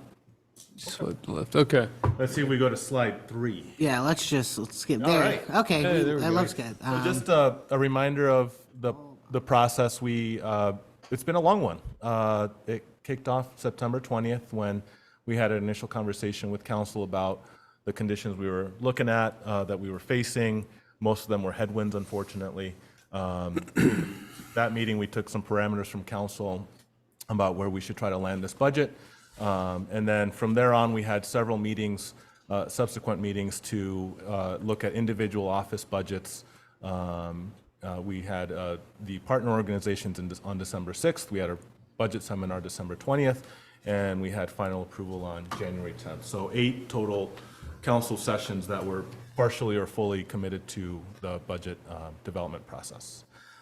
Slide 4. This is also information you've seen before and gets back to why that 4.03% increase is so miraculous, as I called it. These are some of those headwinds we were facing. So if even doing nothing, our personal services cost, that's the cost for our employees and staff, the salaries, wages, benefits, all of that, they would have gone up 5.14%. Our OTPS services, basically everything else, supplies, those kinds of things, fuel, those were just going up 2.21% just based on contractual or contractual expenses, supply expenses, fuel expenses, all of that. And then we were also facing some loss of one-time revenue that we had to make up in the tax rate, and that was the cell towers and some one-time subsidies in the budget. So even if we had done nothing and we'd just sort of gone on cruise control, the budget would have gone up by 4.15%. Expense-wise, and we're at 4.03. So we've really done some great work with the staff and Dawn to get to where we are today under these conditions. Slide 5 is we were looking at tough conditions and they got tougher. So we learned of a loss of $57,000 in ambulance contract billing for FY24. Those were services we used to do billing for 3 municipalities. We're no longer able to continue doing that due to staffing. So that was a loss of revenue for the city. Did have some positives, and again, I mentioned this in the report, that we do have this pilot agreement ready. This will be coming to council for authorization to execute, and this will be giving us some small revenues that will grow every year from pilot payments from Capstone for the Brook Street School. And then we did get some positive news from the state about their transportation pilot payments, which increased in FY23, and so we assumed some increases in FY24. But overall, the net impact there was still more headwinds, unfortunately, in the middle of the budget process. So next slide. We came to a first draft of the FY24 budget that included about $290,000 in savings, and this was developed with the department heads, as you've heard before. We all got together in the room. We were creating a one city budget. Didn't want to create this budget in a silo, and we had a great process, I think, with everyone in the room, understanding the needs of all departments, and came to a really, I think, collaborative product. So 227,000 of the savings were in strictly savings. So that's cost reductions, efficiencies, and re-estimates of costs, and then 60,000 of it was in non-tax revenue raisers. Every department was impacted, everybody contributed, and that's why I think it was a productive product that emerged from this process. And there's just some examples there of the things we did. $15,000 from retiring debt service. We have $11,500 in overtime savings. We closed the jail and the public safety building, and that'll result in savings. And we consolidated, previously office supplies were spread out throughout every department. We're going to centralize that because we can purchase more efficiently by basically controlling our inventory a little bit more, and we'll take some savings there. But really everything was on the table, and when I say that, it includes the cost for shredding.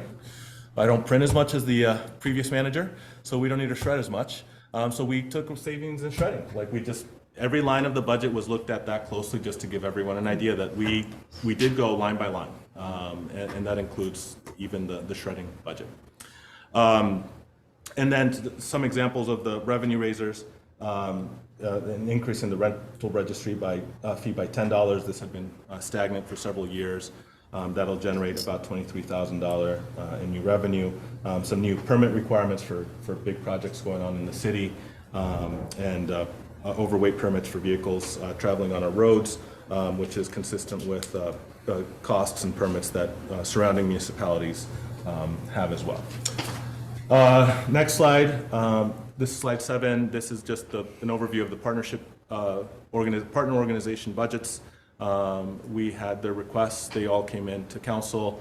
We landed somewhere in between what they requested and what we funded. So that's where you can see there where each organization is funded in our FY24 budget. And then just finally, closing, really think that based on the economic indicators that I mentioned, which is the Social Security benefits of 8.7%, inflation of over 7%, that all things considered, a 4.05% increase is very responsible, and I certainly hope that the voters will agree and they will support Article 1 on Tuesday. Thank you. Are there any final questions? Just a final word of appreciation for all the hard work that's been put into this budget.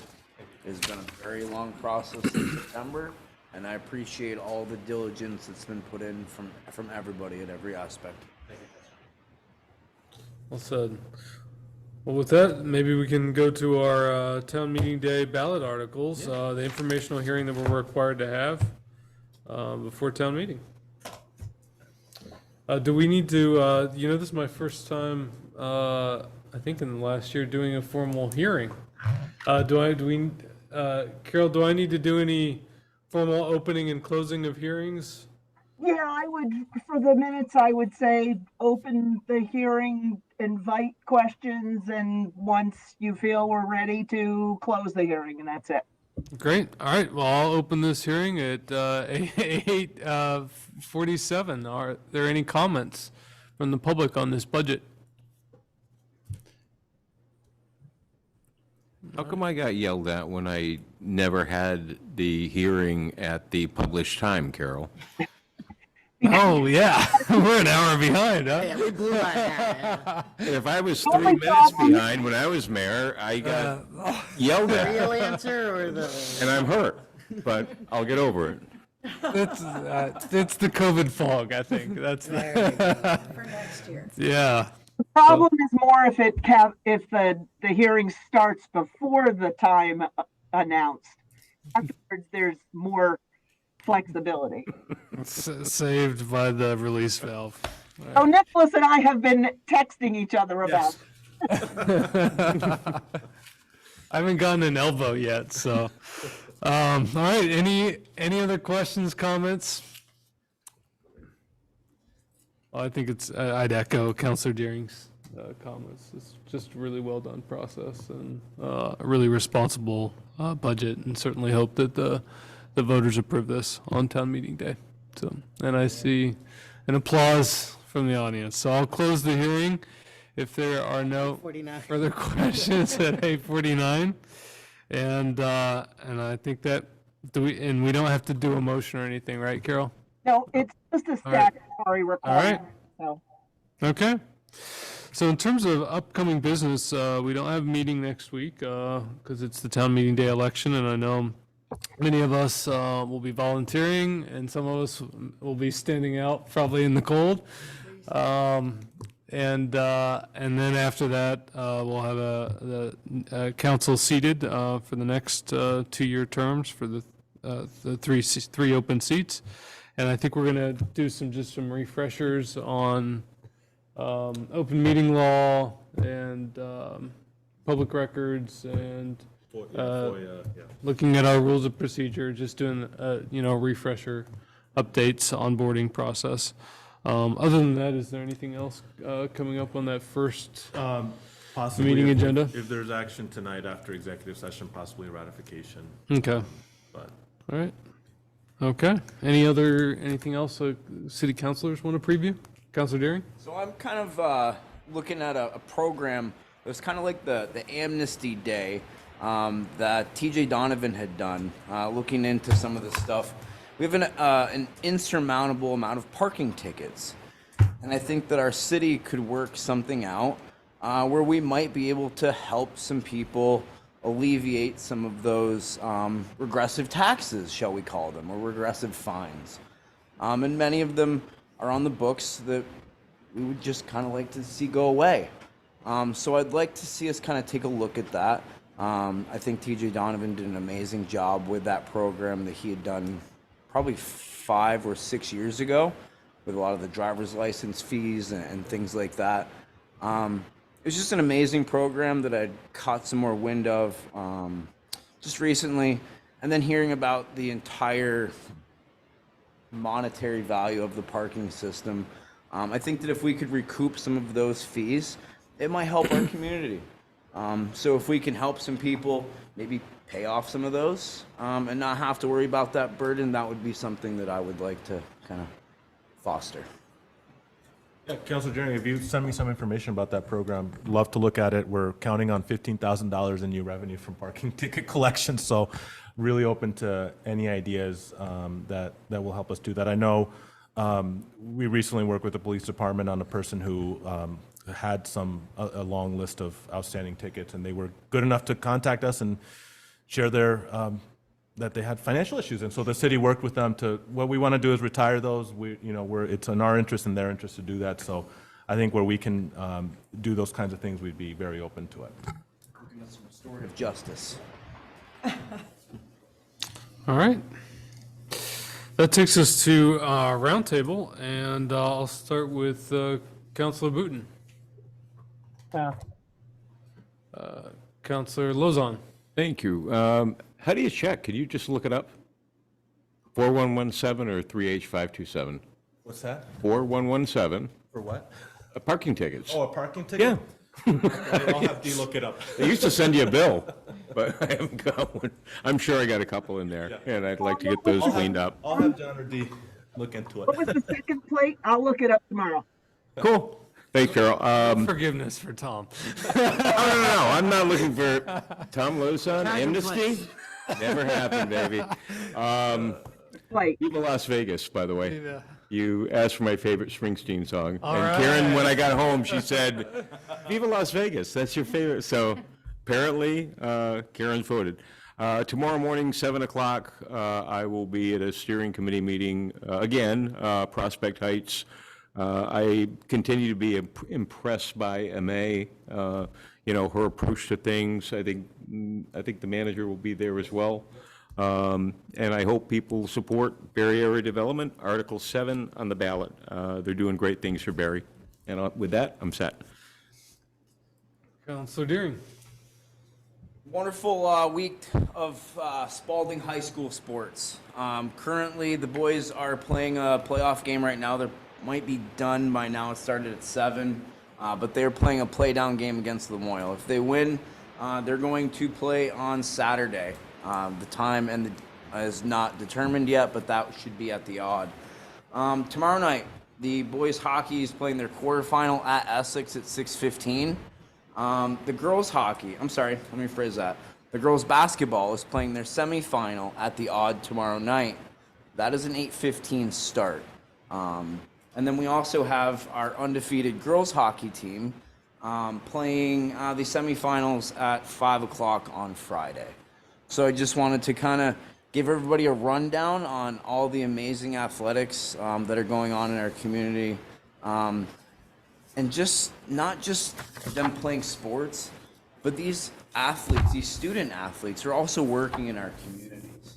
I went to a bunch of different restaurants today as I do a lot of DoorDash as a side gig, and even saw a couple of these students today while they're on vacation, they're working. So just a round of applause for these individuals that are really absolutely killing it on the sports scene, but also being academically eligible, because you have to be doing your classes, and also being out in the workforce So I'll end with that. Thank you. Councilor Wozniak? Yes, thank you, Mr. Mayor. Final reminder to everyone to get out and vote next week. Polls are open at the odd from 7 to 7. Looking forward to standing out and freezing my buns off as per usual. Because somebody doesn't get the nice 50-degree town meeting day that Mr. Mayor had a couple of years ago. Not that I'm bitter. If you still 3 years ago. Yes. If you still have your ballot, I'd suggest bringing it down to Town Hall, dropping it in a drop box, or just bringing it to the polls on town meeting day. And other than that, look forward to seeing folks next week. Pass. Councilor Shambo? I'll pass. Councilor Stockwell? Well, if I'm not reelected, which is of course a possibility, I just want to say this has been such a great experience. And even campaigning, which I kind of hate and is exhausting, you still get to meet people who are interesting and have interesting things to say. And it's another way of looking at, my corner of Ward 3 and saying, well, what's going on here? What's working and what isn't? So I'm really grateful for this experience and for all I've learned about housing and infrastructure and wastewater treatment. And I think about the times when, when I was growing up and all the sewers emptied into the river and you weren't supposed to be in the rivers. And so we've come a long way. And I do want to encourage everyone to vote, but to vote thoughtfully. If you have questions, reach out.